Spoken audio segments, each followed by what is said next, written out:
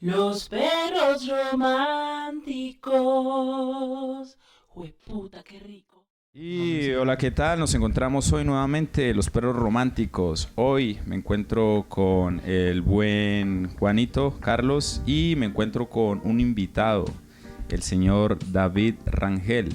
Hoy nos hemos reunido para hablar de un libro muy interesante, Lucky Strike, del poeta David Rangel, de aquí de la ciudad de Cali. ¿Qué más, muchachos? ¿Cómo van? ¿Cómo va todo? ¿Cómo los trata esta semana, este mes? Cali con calor, Cali calentura, por ahí discutiendo en la calle, todo el mundo azarado, todo el mundo asoleado y bronceado, ¿no? Por aquí tenemos a nuestro compañero David, que hoy nos va a llenar de que ya estamos llenos de calor, nos va a llenar de humo, nos va a llenar de ceniza. Y nos va a hablar un poco acerca de su poesía. ¿Cómo le decimos a tu poesía, David? ¿Decadente? Poesía chirri. Poesía chirri. Eso, más colombiano. Decadente es mucho extranjerismo, ¿no? Sí, hombre. Total. Bueno, David, ahí como para empezar a hablar un poco acerca de lo que es Lucky Strike. Bueno, ya dijimos que una antología. Su nombre nos va indicando como que hacia dónde nos va a llevar este poemario, pero en tus palabras, ¿tú cómo podrías describir Lucky Strike? ¿Qué es en esencia Lucky Strike? Lucky Strike. Si pudiera prenderme un cigarro lo diría. No, mentira. Lucky Strike, golpe de suerte. Empezando por ahí, ¿no? Que el título, la traducción sería un golpe de suerte. Y es como que ese golpe de suerte a la hora de escribir, ¿no? Que estás sentado frente a la máquina, al papel, la computadora y de repente te iluminas, ¿no? Tienes un golpe ahí de gracia en la meditación, en el proceso de escritura. Lucky Strike son poemas, claramente, en 4 capítulos. Y ¿qué más te digo? Mera poesía chirri, socio. Mera poesía chirri. Pero ya vamos a profundizar un poco en el aspecto poético de la obra. David, ¿y cómo se te ocurrió ese nombre? O sea, ¿fue también un golpe de suerte? ¿O ya lo tenías pensado en algún momento? ¿O cómo fue? Bueno, hay que remontarse al pasado un poco en este aspecto, yo creo. Que remontarse un poco en el pasado en este aspecto, porque Lucky Strike fue un poema que escribí hace unos tal vez 5 o 4 años. Yo vivo cerca de una cafetería 24 horas y esa es como mi cueva, y por mucho tiempo lo fue, donde en la madrugada me sentaba ahí a escribir con una cajetilla de cigarros solo. Y ese fue como el primer poema en mi vida que yo escribí, se llamó, y le puse Lucky Strike. Y entonces al pasar los años, fue hace 2 años, en lo cual yo empecé a escribir esto como de poesía, empecé a escribir poemas, de la nada se me empezó como a ocurrir este entretenimiento, ¿no? Yo le digo que es como una forma de entretenimiento para mí. Y empecé como ya el proceso de recopilación, luego empecé a ver que esto podría llegar a ser una obra como tal, un libro. Y cuando encontré este poema antiguo, ya por allá en un cajón, Lucky Strike, me gustó mucho el título, porque nunca lo había pensado en el proceso de escritura del libro, no se me ocurrió nombres. Cuando vi el poema dije, uff, qué buen título, sería genial para el libro. Y también porque quise yo pensar también como en el sentido del futuro, ¿no? Decir, bueno, si es mi primer libro, ¿qué me gustaría que la gente viera, ¿no? En ese primer libro. Entonces, claro, era como pensar, hay que proponer algo de calidad, algo bueno, algo chévere, pero también entretenido, porque me gusta que la poesía sea en serio. No me gusta el poema así súper técnico. No, eso no me gusta. Ahí con lo que decís, de una se me viene a la mente un nombre que es Nicanor Parra, ¿no? Y que ahí ya Total. Empezamos a entrarnos en la cuestión de los escritores que tuviste como referencia para escribir tu poemario, si es que tuviste o si es que fue algo impulsivo y fue más bien dentro del proceso de la escritura de los poemas que fueron apareciendo, o si ya desde antes habías conocido autores que te impulsaran, ¿no? Como al estilo que llevabas en cada uno de los poemas. Siempre hay una influencia de todo el mundo lo sabe. siempre algo está influyéndote.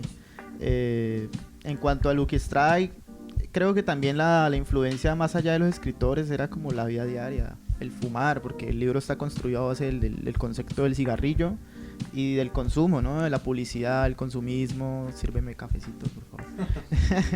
Estamos tomando cafecito, falta el pecho. Bueno, volviendo al tema, el Lucky, ¿no? El consumo del cigarro, pero ya que mencionas a Nicanor Parra, en cierto aspecto, cuando yo empecé a escribir, porque uno no nace aprendido, yo digo, uno no nace ahí escribiendo poemas, ¿no?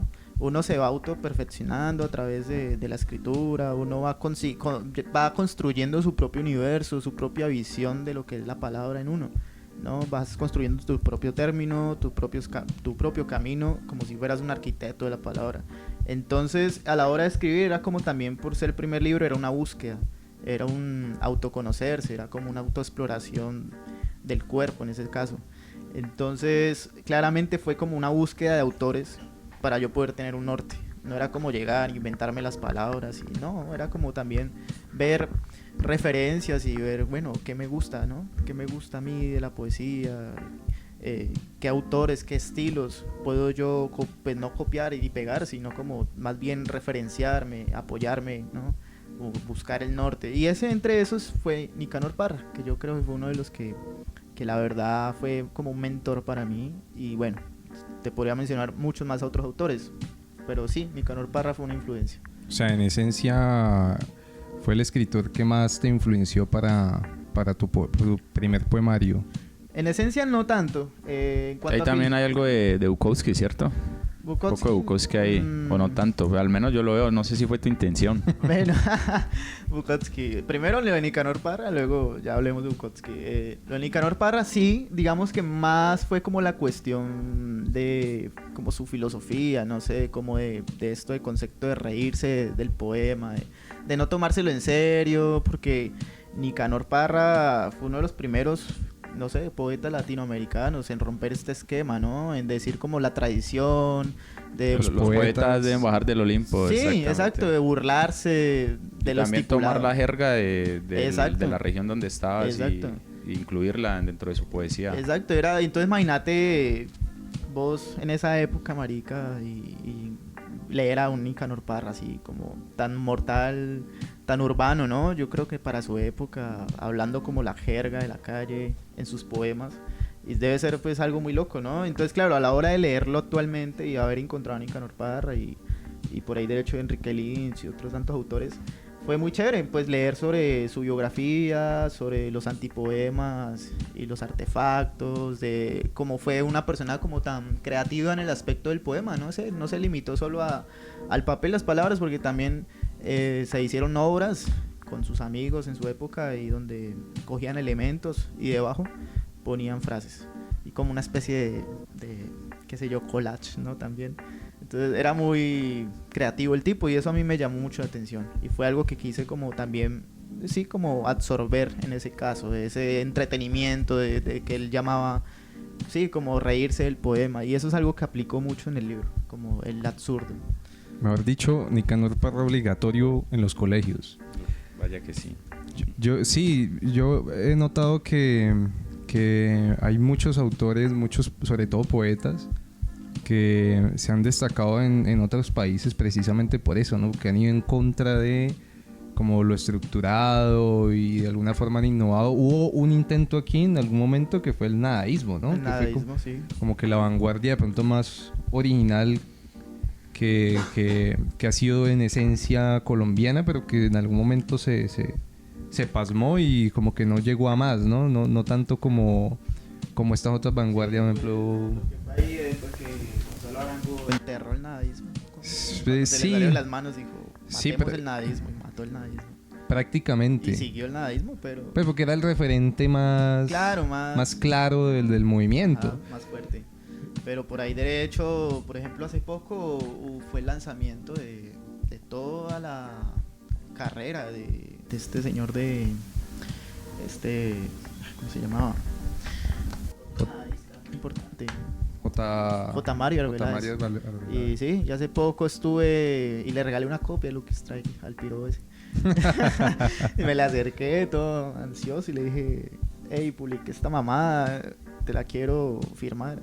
Sí, la quiero. Y se la firmé y se la di. Tengo una foto que constacta ese momento y me dijo, hazme una firma bonita. Y se la firmé. Y le pasé el libro, hice en la mano y todo. Y yo me fui feliz para mi casa y dije, wow, tiene un libro mío. Pero es un poeta también muy bueno. De hecho, pues me gustan mucho los poemas. En cuanto a la generación nadaísta, ese señor, Elmo Valencia, Julio también, tal, Jaramillo. Y Gonzalo, que yo creo que es de los poetas más chimbas. Sí, a mí Gonzalo unos poemas que me encantan, pero tengo mi Animadversión frente a él. Sí, no. Falseó a lo último. Ni siquiera odio porque se haya torcido, sino por lo que vos decís, por cómo enterró pues el movimiento nadaísta, que tenía responsabilidad sobre él y que bueno, nadie lo puede obligar a tener que ser el mismo siempre. Pues él se quiso dejar morir y cambiar y está bien. La versatilidad pues de sí. las, pero... Diosito, sálvame. se siente la traición ahí, Diosito intercediendo. pero bueno. ¿Qué te iba a decir? Pero sí, mírate que en Colombia sí, digamos que el movimiento nadaísta es algo muy importante, que fue como en contra de lo estipulado de las vanguardias. Igual el nadaísmo estuvo muy influenciado por cosas que yo, digamos, admiro y que apliqué mucho en el libro. Por ejemplo, la generación Bigny, que a mí me encanta. Los autores del Bigny, Bob Kaufman. De hecho, ese tipo de escritura a mí siempre me ha llamado la atención. La de la generación Bigny, los poemas de Jack Kerouac, los clásicos de ese marica. Allen Bob Ginsberg. Kaufman, Allen Ginsberg, toda esa generación a mí me parece muy, muy, muy buena. Y también ciertas mujeres de esa generación me parecen fenomenales, la verdad.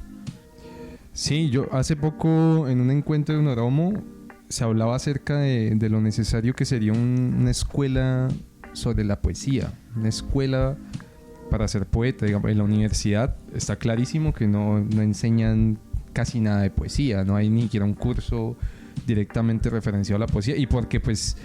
Pero pasa también con la filosofía, es que es como volver eso académico, la poesía suena un poco contradictorio también. Pero decir una escuela para me poetas. Ahí, ¿la pues, poesía no se sé. puede enseñar? Es que Ahí ese es el está lío, asunto, ese es ¿no? el lío. Se podría enseñar la poesía. Yo creo que la poesía se enseña o se aprende primero pues enfrentándose a la página en blanco con el otro, porque al fin y al cabo el poema sin el otro no existe, y con la tertulia. Yo creo que es muy necesaria la tertulia. En la tertulia vos compartís escritores, vos lees tu poema y no te ensimismas en que crees que estás elaborando algo original cuando, no sé, quizás estás cayendo en un poco de lugares comunes y puede ser original solamente para vos, pero no hay nada revelador ahí. Pues yo he escuchado a un amigo decir que los talleres y eso nunca te van a enseñar a hacer poesía. Lo que sí te enseñan es que te den duro, ¿me entiendes? Claro. Y te corrijas y de pronto a caer en cuenta de Y que de si lo compartís haces con bien o nosotros, no, ¿me lo que entiendes? estás diciendo, Carlos. O sea, es importante, sí. Pero no va a haber, creo yo, que un cronograma. Vamos a seguir esta línea para aprender poesía. No, la eso poesía no. es algo que es riesgoso No, precisamente yo creo que bueno, tener alguien, John Raigosa, que es un poeta caleño, Sí. bueno, que trabaja también Compadre en mío, sí. Líder, compadre tuyo, él decía eso, es que nadie se atreve a enseñar poesía en la universidad porque es que no se atreven porque no saben cómo. Ujú. Porque en la poesía vos puedes decir, así es que el ritmo. Por ejemplo, nosotros que dimos talleres en el poblado y le decíamos a los pelados, el ritmo del poema, la melodía. Y nos decían, bueno, y nosotros les decíamos, no es necesario que siempre tenga rima, ¿no? Eso no es el ritmo, es que vaya fluyendo el verso con el verso y sintas que va tejiendo el poema. Y decían, ¿y yo cómo sé eso? ¿Yo cómo sé cuándo estoy teniendo ritmo? Y la verdad, pues no sabemos la... Oye, siente. O sea, salíamos por la tangente y les decíamos, eso se va sintiendo con el tiempo. Sí. ¿Eso cómo se va sintiendo? Leyendo, Y escribiendo. Y cuando crees que ya estás asimilando el ritmo, mentiras, todavía te falta mucho. Y lo bueno, lo dichoso de eso es que nunca terminas de aprender. Bueno, bro, Sí, no exacto. nos vamos tan Bueno, lejos. volvamos al libro. Ahora hay un poema que hace una invitación hace referencia a la frase. Da a entender que la poesía es como jugar a la ruleta rusa. Exacto. ¿Cierto? ¿Cuál es el poema? Búscamelo de un momento, por favor, y lo El leemos. poema Invitación. Entonces, Invitación. como su título lo indica, Ahí vamos a hacerle la invitación a nuestro poeta para que nos lea su poema. Listo, vamos a interceptar ese piropo. Que Poema ¿Qué página? 74, página pueden 74. creer que inicia. ¿Dónde está? No, mentira. Aquí está. Listo, invitación. Este poema cierra el capítulo, ¿no? Entonces dice: piensen que tienes una sola bala. Dale vuelta a la página. Ten la seguridad de que fue divertido. Primer paso: gira el cañón. Segundo paso: lea un poema y jale el gatillo. Estoy seguro de que será entretenido dar vuelta a la página. Una bala menos, una página más. Comentaba yo a Alonso cuando le hice poema que me hacía recordar una frase de un escritor romano que se llama Mircea Cartarescu. No he leído ningún libro de él, pero sí he leído algunos poemas brutales. Y en alguna parte decía que la poesía es un acto de fe, ¿no? Entonces, de una se me vino a la mente esa frase cuando leí ese poema, porque de alguna forma representa lo riesgoso que es la poesía primero, que es un riesgo, y vos creo que lo haces la analogía ahí como con jugar a la ruleta rusa, ¿no? Como si en cada página que vos vas pasando a través de este poemario, vos estuvieras corriendo el riesgo de recibir un balazo. Sí. Que en este caso es más como haciendo la semejanza al cigarrillo con la bala, ¿no? Un cigarrillo tan letal como una bala. Entonces, es como que, bueno, vos vas pasando, no sabes en qué momento te puede impactar y cambiar totalmente todo, ¿no? Sí, pues hablando del acto de fe, pues escribir como tal ya es un suicidio, yo creo. Desangrar un poco lo que llevas dentro, ¿no? Y pues a la final es eso, también escribir. Y por eso asimilo mucho en este libro. De hecho, si vamos más allá, es como lo que te dije ahorita. Era como pensar de qué iba a tratar mi primer libro. Bueno, de qué iba a tratar la primera obra. O sea, qué iba yo a postular. ¿Cuál es la propuesta? Entonces siempre cuando estaba escribiendo el libro, o sea, era como inconsciente en el acto de... Era más como disfrutarlo, pero estaba a la vez inconsciente diciendo... Voy a escribir porque esto me está saliendo de una. Más no estaba pensando yo como, no, pues voy a escribir un libro y va a tener tantos poemas. Digamos que fue ya una revelación, que con el tiempo se fue como organizando las ideas, se fue construyendo a sí mismo. Entonces, ya después, cuando avancé mucho el libro y ya fue cogiendo forma, empecé a ver pues que había como una filosofía detrás. Como que había un concepto, había una idea, y eso fue como una guía, fue como una iluminación, y por eso pues Lucky Strike, ¿no? Ese golpe de suerte, decir, bueno, esto quiere decir algo. Y ahí fue que ya empecé como a desarrollar esta teoría de que tal vez el acto de fe, el suicidio, de llegar y arriesgarse, lanzarse, y hacerlo, o sea, hacerlo. Entonces hay una frase muy especial que menciono mucho en Lucky Strike, que dice, si te arde en el corazón, escríbelo. Y es como esa necesidad de botar todo, de desangrarse. Y el libro habla mucho de este concepto, ¿no? La poesía es nociva para la salud, dice otro poema. O la poesía en altas dosis. Ah, bueno, es esa misma. También es, pero esa Poesía en la altas cito dosis. literalmente. La poesía en altas dosis Es también es nociva para la nociva salud. para la salud. Entonces sí, era como replicar este riesgo, era como desarrollar este riesgo, porque era como hablar conmigo mismo. Yo creo que el libro también era como decir, ok, si vas a hacer esto es riesgoso. Y si lo vas a hacer, tienes que continuar. No te puedes. Hay otra frase muy buena que de hecho la mandé a imprimir en una camisa. Dice, bota el humo y continúa. Entonces creo que también es como un diario de vida para mí también. Como decirme, hey socio, continúe.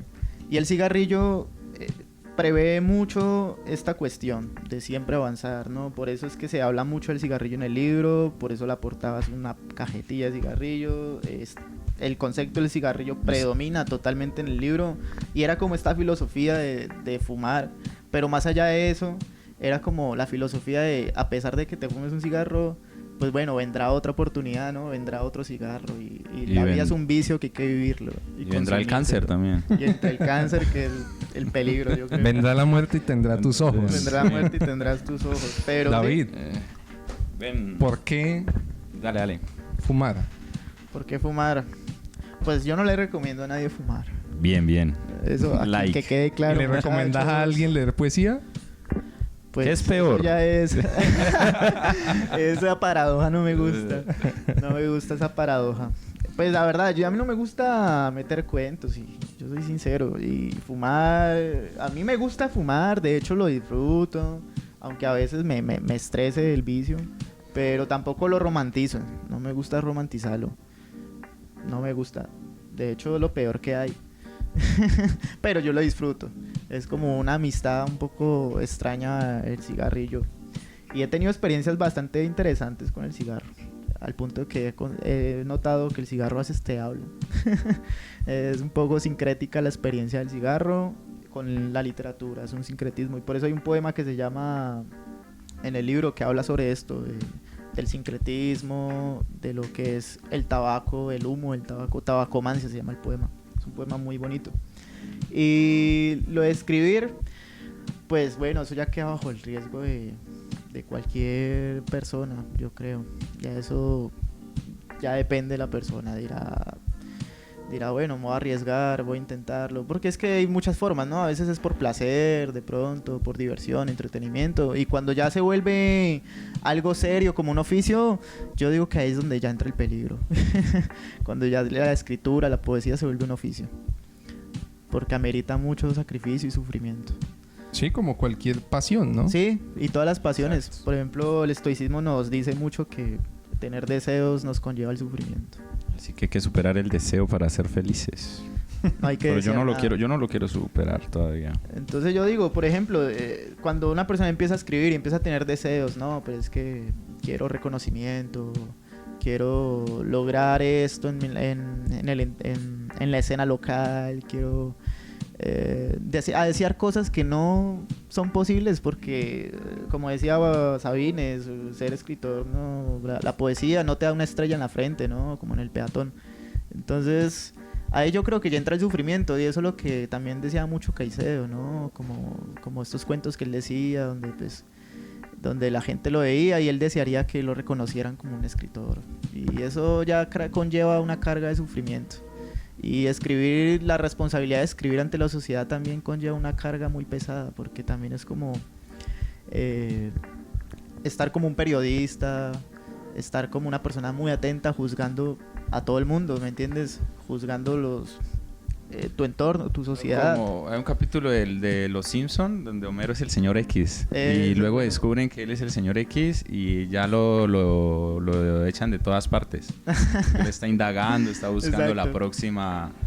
el próximo titular. Sí, entonces Podría sí, pasar digamos eso que con la el poesía poeta. es peligrosa cuando uno ya se la toma en serio. Entonces por eso yo digo que la poesía debe ser un entretenimiento, y yo digo que debe ser algo chistoso, o sea, ¿por qué tomársela en serio?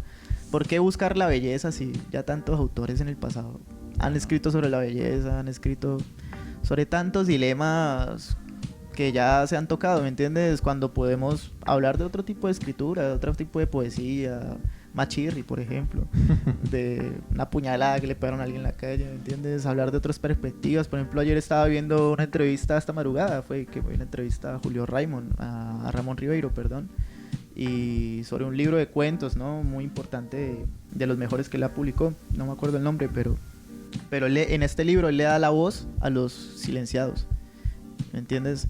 A las personas de las calles, a las personas pobres.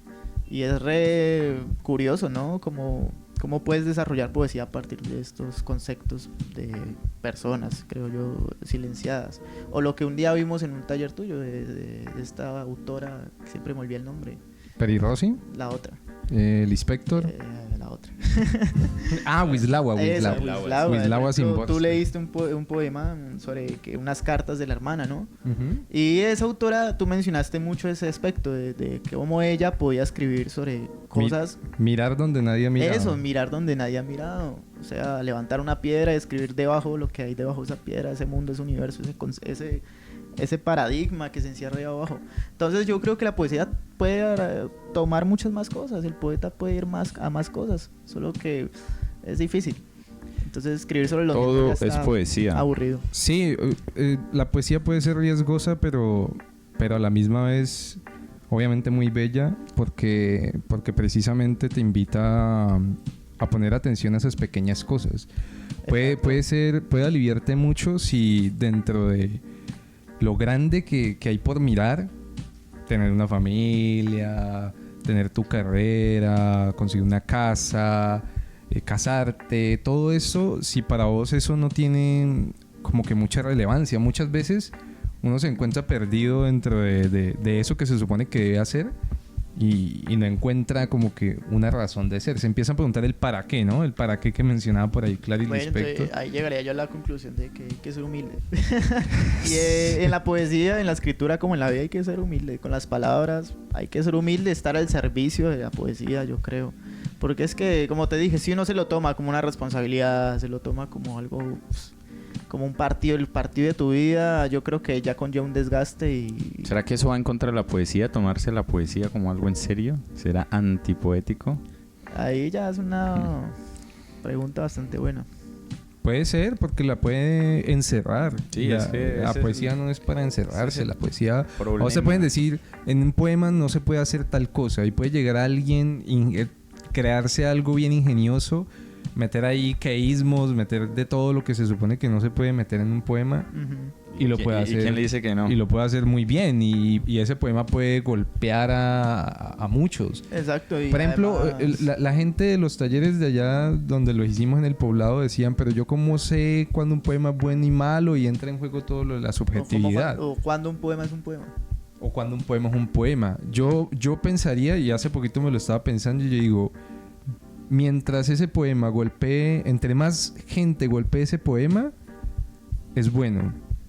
Sí. Una frase de Kafka, ¿no? Que menciona esto de que tiene que ser como un golpe. Si ese impacto le llega a mayor cantidad de personas, ese poema es bueno. No, y ahorita estamos en una época donde el poema resulta Pero ser polémico, ¿no? hay poemas malos. Ah, claro, toda la vida. Por ejemplo, mis poemas seamos son re sinceros malos. que hay uno lee unos poemas y sí, van a un público juvenil, por ejemplo. Estábamos leyendo, de ayer te estaba comentando de este libro de esta señora, hombre, que son 20, yo no sé cuántas formas para despeinarse. Ah, Elvira Sastre. Elvira Sastre, por Sastre. ejemplo, que tiene ¿La unos tenés poemas. referencia por ahí, David? Sí, la he leído un poco, pero no recuerdo algún testigo así. Eso está muy, como dijera yo, la poesía de ella va a un público en específico, ¿no? Claro. Impacta. Es que, y mira, demás. yo siempre Pero he para pensado mí que el quizá no me poema- gusta y no está bien, ¿no? Yo siempre he pensado que la poesía es otro método de consumismo. Solo que más culto y más para gente. Es que el capitalismo Eh, puede lo con abarca- todo. lo abarca todo. Y es que el libro es algo capitalista en cierta forma, porque pues el escritor pues busca la final, Sí. no todos, pero sí trascender, ¿me entiendes? Porque por eso te digo, hay que desapegarse de los deseos en cierta forma. Porque cuando uno empieza a desear, ahí que es donde uno conlleva ciertas cosas como el suicidio, marica. Por La ejemplo, frustración. tantos autores que se han suicidado. La frustración Porque y luego... desean trascender, ¿no? Y para cumplir este objetivo de la trascendencia, hasta se matan. ¿Me entiendes? Para quedar inmortalizados. Entonces, eso conlleva una responsabilidad. Por eso hay que escribir y parcharse y disfrutar el proceso. Porque ha habido momentos en los que uno se estresa. No sé si les ha pasado. Sí, que claro. escribiendo uno entra en un bloqueo, te estresas. Y para salir de ese bloqueo, muchos han hecho cosas horribles. Hay un poema que llama Dicen, la página Dicen. 19, Exacto. y en ese resalto Ese lo recuerdo muy bien. el segundo párrafo de la página 20, porque este poema está en 2 páginas, que dice: ¿a dónde van nuestros verdaderos héroes? Me pregunté al ver unos niños jugando al botibalón. Y es que nada me enseñó el colegio más que a calentar pupitre, porque al final enseña más la muerte de Jaime Garzón que todas las clases de historia en secundaria. Este poema y sobre todo este Esa es Esta potente. parte me gustó mucho. Sí. Primero por lo de calentar pupitre. Esa es una frase muy de Colombia, ¿no? ¿Cierto? Muy colombiana.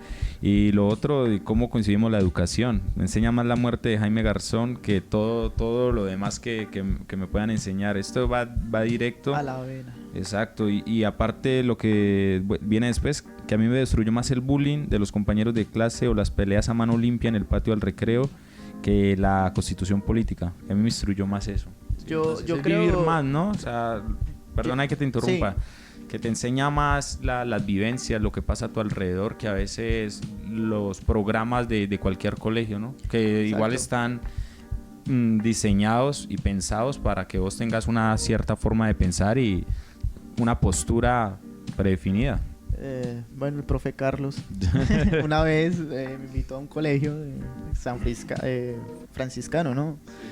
Y yo leí este poema porque era la realidad. Y yo siempre he pensado que el escritor, el poeta, tiene que tener unas responsabilidades. O sea, tienes que cumplir con unas ciertas responsabilidades para hacer poesía. Pues eso es mi pensamiento y mi planteamiento personal, no sé el de otras personas. Una responsabilidad política. Tener posturas. Tener posturas, exacto. Tener posturas. Así sean tibias. Ser tibio es No, una hay que postura. hay que ser sí o no, punto. O sea, ¿estás a favor o no estás? Y yo siempre he pensado que la poesía, y algo que se lo aprendí a los Vigny, se lo aprendí a Nicanor Parra, a otros autores, es que hay que ser directo y fuerte, conciso y claro. Y que la poesía tiene que ser una cachetada fría, marica. Sin miedo a declarar. Y si algo he aprendido de lo que ha pasado en los últimos años con el paro y las marchas, es que papi, este país, hay que pararse duro en esta ciudad, en este país, porque tercer mundo no es fácil. Entonces, si la vida es difícil, hay que pararse duro ante la vida. Yo digo que en la poesía hay que ser igual, pararse duro ante las adversidades, ante el lector. Porque después, ¿de qué sirve uno pintarle flores, el amor al lector? Porque ya son temas, lo que te dije ahorita, ya son temas, marica, 1000 veces Lugar común se repellados, vuelven. ¿me entiendes? Ya son temas quemados que yo... Pero siguen vendiendo libros. Y siguen vendiendo, pero yo digo que pues la realidad colombiana actual y... O sea, hay muchas formas de abordar ahora el poema. Y que lo que te dije ahorita, de la autora de Huislagua, que hablábamos.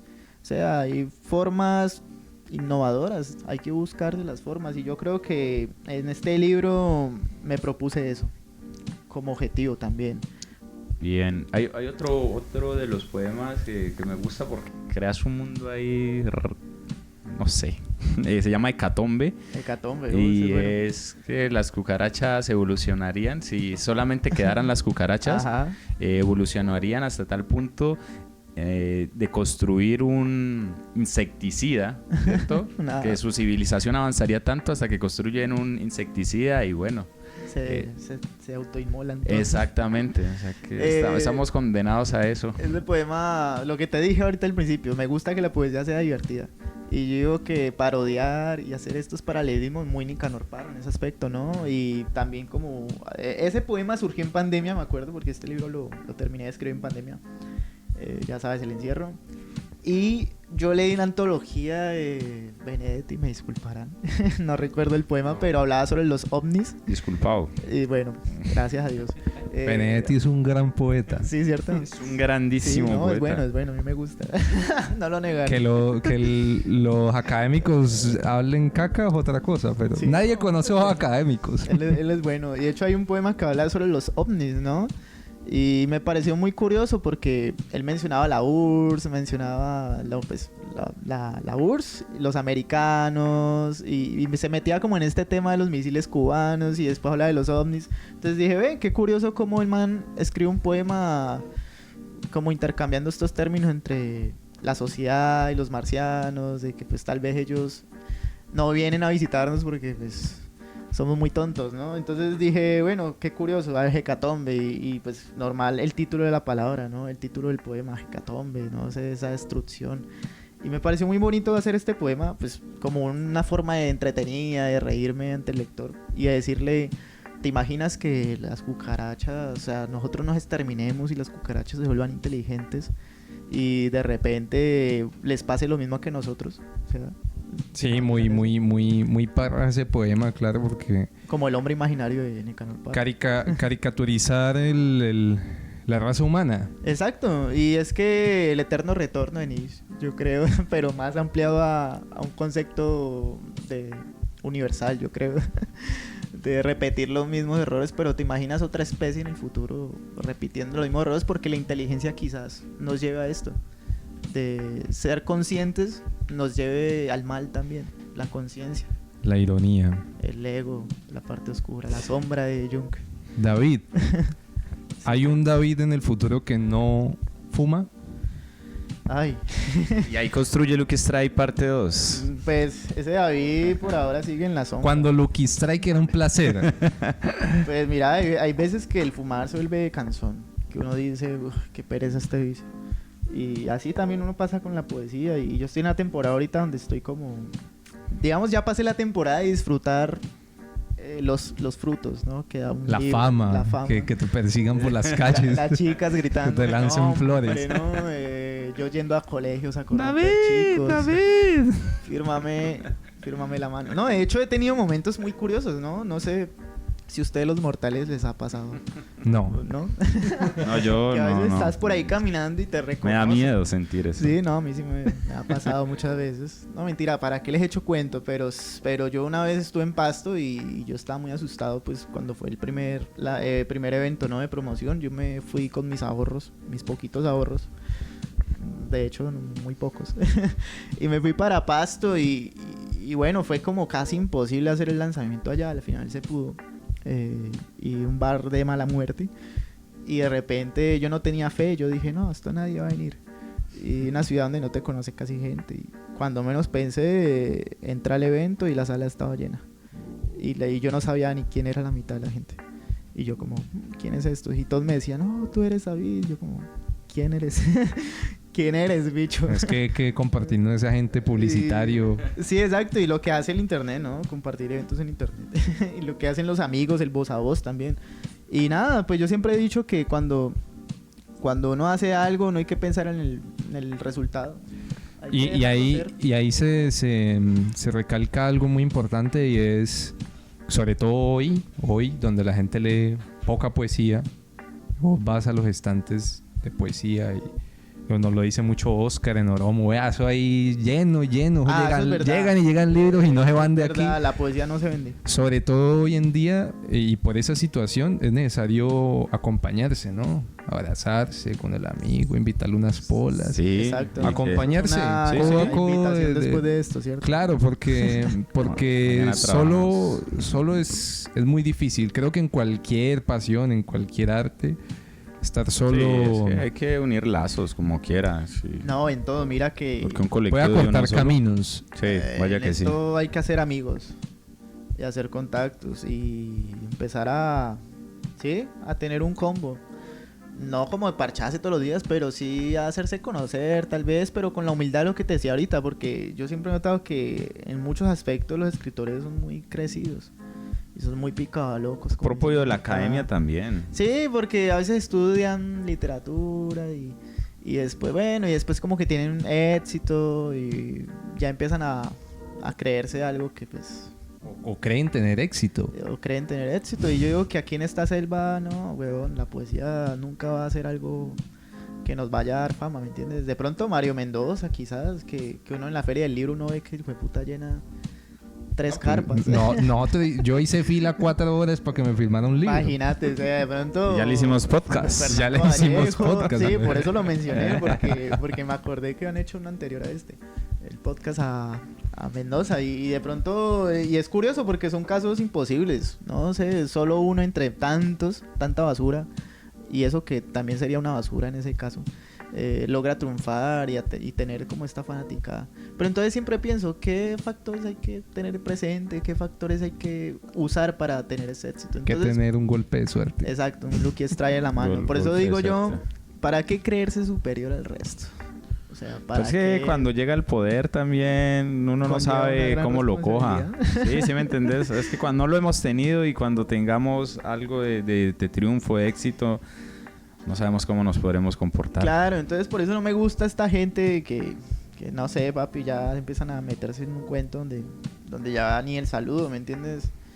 Y no me gusta. Por eso yo digo que hay que ser tranquilos, humildes y nada, parce, como cualquier persona. Al final escribir hay que ser amigos, hay que preservar la humildad y siempre estar abierto ante las personas porque es necesario. En este mundo de la literatura, de la música, de cualquier arte, es necesario hacer amigos y fortalecer lazos. Hay que Compartir. parcharse. Sí, Ven- parcharse. Pensando ahora, No voy perder de la nuevo humildad. con el elemento que nos reúne, el cigarrillo.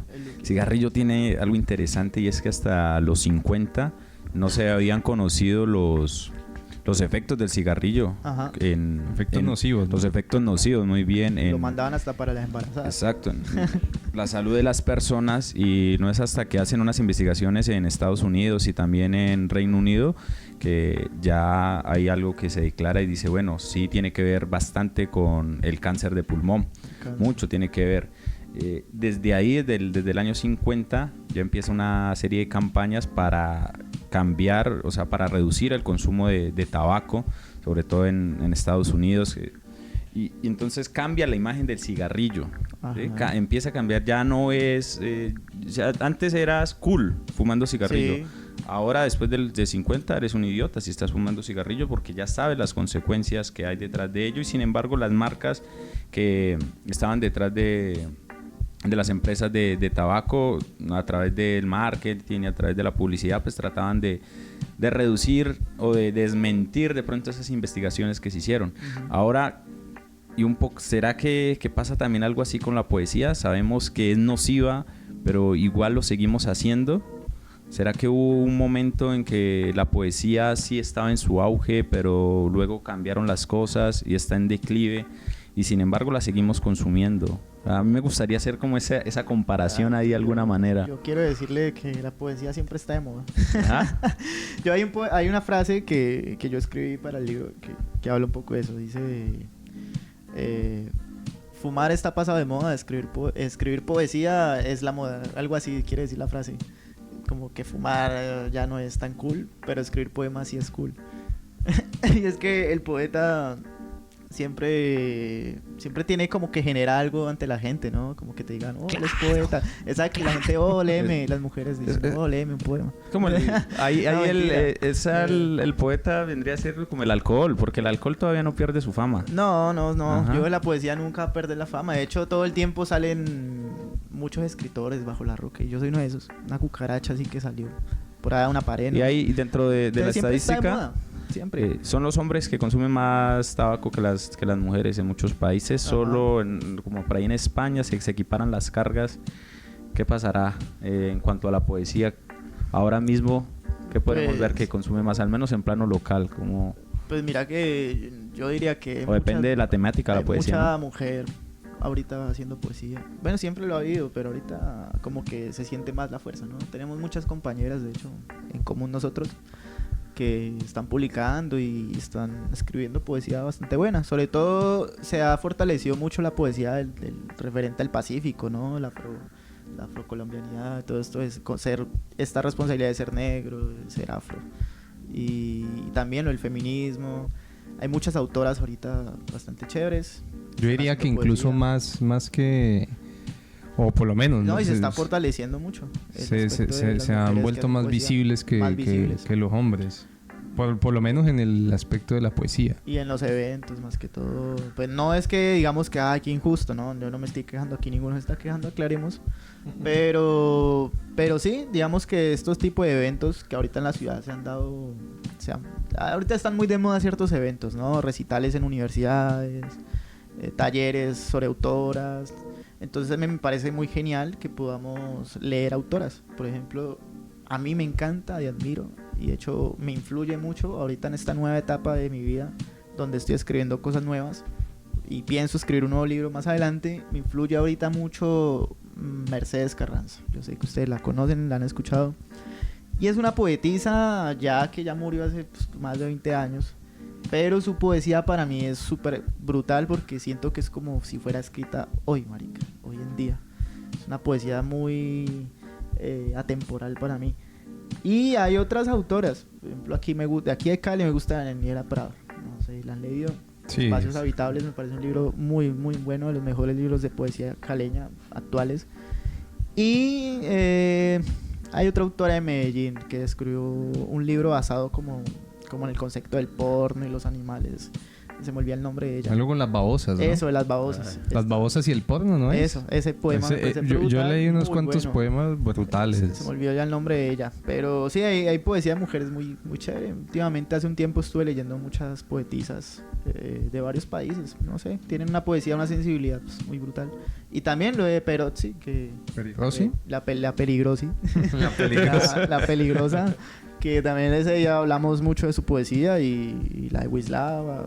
Y entonces, claro, es brutal saber de que hoy en día hay más mujeres haciendo El poesía. consumo de cigarrillo en principio es lento, pero luego generas tolerancia, ¿cierto? Después ya necesitas más y más y más porque ya no te genera el mismo efecto en tu cerebro. Es una especie de adrenalina, pero no tan extensiva como lo haría una droga, la cocaína o la marihuana. Ajá. Ahora,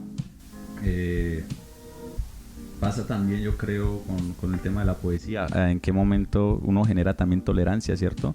Que no le basta un poema o dos poemas, o no le basta cierto tipo de literatura y consume y se te vuelve un poco esto frenético, y un momento hay que decir, paremos para contemplar, porque este consumo excesivo también puede ser que me esté haciendo daño, hablando de la poesía. Sí, no, y eso es algo muy curioso del libro. Y es que sin querer, de pronto queriendo, porque no lo visualicé tanto así. Es como que el libro es muy original en ese aspecto, ¿sabes? Porque es como criticar al mismo poeta. Y eso ahí vuelvo como a la forma entretenida de hacer recocha, ¿no? De decir como no, es que el cigarrillo es igual que la poesía porque es algo vicioso, ¿no? Entonces, Sí. que tú toques ese concepto es curioso, porque el libro habla mucho de este aspecto, de que escribir es un vicio, y al igual que fumar, y va muy ligado al acto de creativo, va muy ligado al humo, a soltar todo. Entonces, por eso creo que Lucky Strike es muy interesante y propone como una visión muy, muy parecida a lo que tú dices. Mira que la hora que mencionas eso, el consumo de nicotina promedio por cigarrillo es de 2 miligramos, entre 1 y 2 miligramos, pero depende de cómo lo fumes, Ajá. depende de cómo son las bocanadas, depende si lo haces rápido o lo haces lento. O sea, si lo haces de una forma u otra, el consumo de nicotina va a ser mayor o menor, pero estará entre esos dos, entre 1 a 2 miligramos. Entonces también es algo subjetivo, ¿no? También depende de la poesía en qué momento nos encuentre, si lo hacemos a bocanada, o sea, depende de la Exacto, bocanada, el ritmo. si lo hacemos muy rápido. Bueno, ahí Sí. cada vez ahorita que estamos hablando, entre más hablamos, más encuentro relaciones entre la poesía y el cigarrillo. Exacto, es que yo siempre, o sea, ahí donde te dije, fue como que sin querer queriendo, pero cuando ya después terminé el libro, parecía que yo como si hubiera sido un vidente, no sé, como que haces conexiones sin querer queriendo, y luego pasa el tiempo y vas notando ciertas particularidades de que, wow, o sea, yo no quería hablar de esto, pero se fue por este lado, y como que automáticamente tomó vida el libro, ¿me entiendes? Y eso es lo que más me gusta del libro, que es como un organismo vivo, que se fue alimentando de a poco, y tal vez por eso me demoré 2 años, ¿sabes?, en escribir el libro, porque siempre se me mostraba algo nuevo ante los ojos, a través de cada corrección de cada poema, siempre se me ocurría una idea de cómo mostrar estos conceptos, de cómo construirlos. Y algo muy interesante del libro es que cuando ya lo tuve muy avanzado, me animé a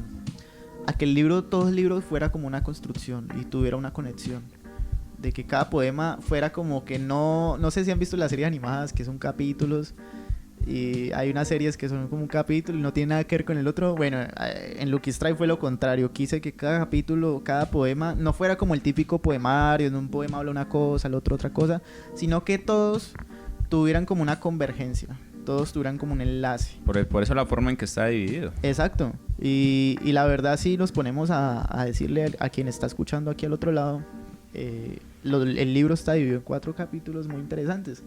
Y también era como pensar más allá del vicio de la escritura, del mundo pues, de la poesía, era también como pensar en un concepto de marketing. ¿Me entiendes? Porque lo que hay detrás del consumo del cigarrillo, marketing. Exacto. Entonces también fue como que más cuando empecé a avanzar el libro me di cuenta de que podía jugar mucho con ese aspecto. Cuando ya le puse Lucky Strike, dije, bueno, se llama Lucky Strike. De una se me ocurrieron muchas ideas porque también fue como pensar en un concepto de marketing, porque yo decía, bueno, la poesía es algo que se consume. Luego llega la idea, bueno, es muy similar al cigarrillo, ¿no? Las cajetillas tienen publicidad. Y ahí se me ocurrió la idea de que el libro tuviera una forma de cajetilla. Y dije, bueno, que se vea que desde la misma portada es algo para consumirse. ¿Me entiendes? Que es poesía para consumir, para fumársela, ¿me entiendes? El papel, el poema es el que fumárselo. Y luego te das cuenta que en las cajetillas de cigarros, las cajetillas, la media, tiene 10 cigarros. Y la cajeta grande tiene 20. Entonces dije, ve, y si divido el poemario en 10 capítulos, ve, en 10 poemas por capítulo. Eso, 10 poemas por capítulo. Para tener la Y claro, media apenas y se me ocurrió eso, dije, uy, el primer capítulo lo voy a llamar Una media de Lucky. Otra media luego. Otra media. Y al tercer capítulo dije, bueno, pongámosle, ¿qué pasa cuando ya te acabas la cajetilla? Bueno, quedan las cenizas. Y ese tercer capítulo se llama Cenicero. Y el cuarto capítulo se llama Cajetilla Vacía, que ya no queda ni un No pecho, queda nada, no queda falta ningún el cigarro. siguiente. Exacto. Y Cáncer. bueno, digamos que se fue construyendo No fumen. un concepto del libro. O sea, no era como hacer un libro por hacerlo, lo que te dije, sino como que también pensar en la forma de venderlo, por así decir. Y claro, por ejemplo, en las cajetillas vemos que también hay un comercial, ¿no? Como que te presentan una advertencia. Entonces, claro, para rellenar el libro y hacerlo como entretenido, agarré estos conceptos de las advertencias clásicas del libro. Por eso te dije lo del poema de es nocivo para la salud, escribir poesía es nocivo para la salud, pensando en la cajetilla, de que siempre te dicen consumir tabaco causa aborto. Le faltó ahí una imagen bien abrupta para... De hecho, sería una buena idea ponerle acá atrás. Para mandar a la gente a llorar. Bueno, David, y creo que fuiste muy fiel con lo que dijiste al inicio, con el concepto, porque tú dijiste desde un principio, no me gusta romantizar el cigarrillo, porque eres consciente de que se romantiza, de que muchos escritores lo hacen. Y creo que al leer cada uno de tus poemas, uno percibe eso. No hay en ningún caso que no sé, que quieras dar a entender que no sé, que fumar te hace ver cool, que chimba uno sentarse a fumar y escribir poemas. No, nunca se perciben ese tipo de imágenes, sino efectivamente lo que decías, poesía como poesía chirri, poesía la decadencia pues en su mejor versión. Sí, no hay que tomarse en serio David, poesía. te agradecemos mucho por el espacio. Nos gustaría pues finalizar ya este capítulo, que seguramente era el de los más escuchados. Ojalá. En todo Spotify. Ojalá sea el más... De paso nos tienen que likear como quiera. Eso tienen que compartir y dar like. Porque y qué bueno... Si quieren que me rehabilite, compartan. Qué bueno que... Es muy difícil. Vea lo que dice en la pantalla. Es el vicio más difícil de dejar. Una campaña ahí en la transcripción del video. Hagamos una campaña. Apoyen a este poeta a dejar el vicio, el cigarro, compartiendo y dando like. Ahí para... A los 10,000 likes.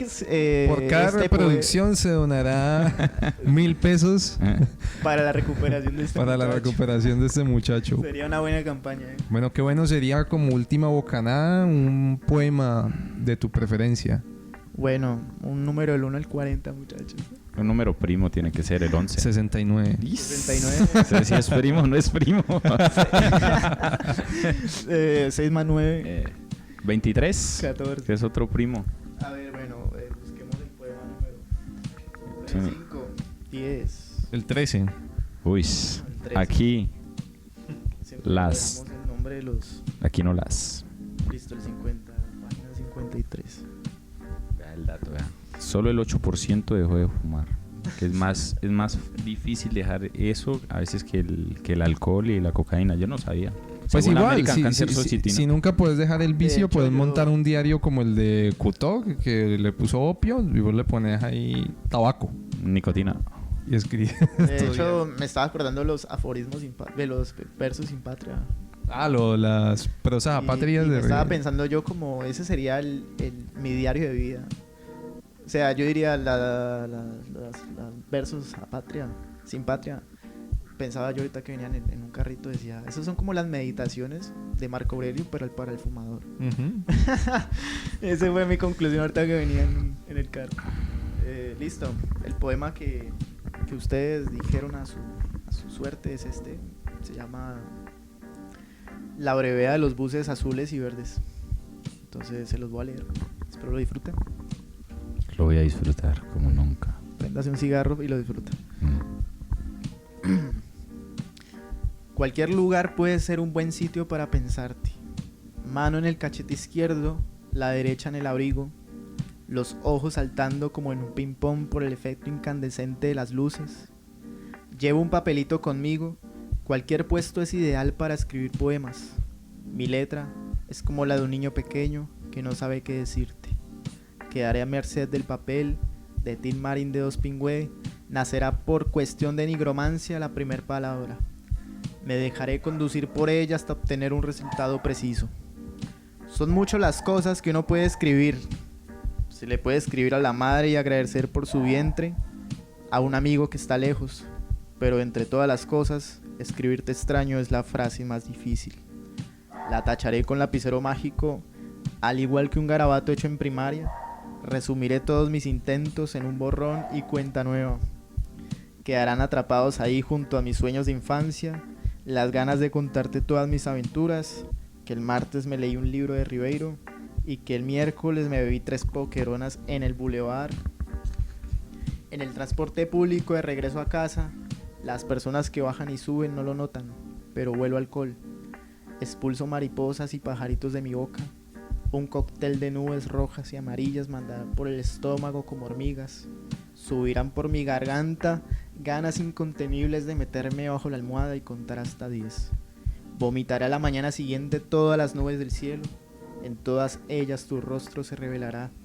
Me seguirás a todas partes y me esconderé de tu advenimiento. La próxima vez cruzaré los dedos antes de subir al bus. Me recetaré un medicamento para el mareo. Pensaré en mi madre. Llamaré a ella en medio de la oscuridad para ser rescatado. Mis cachetes se pondrán colorados. Me apenaré por completo. Bien, chao.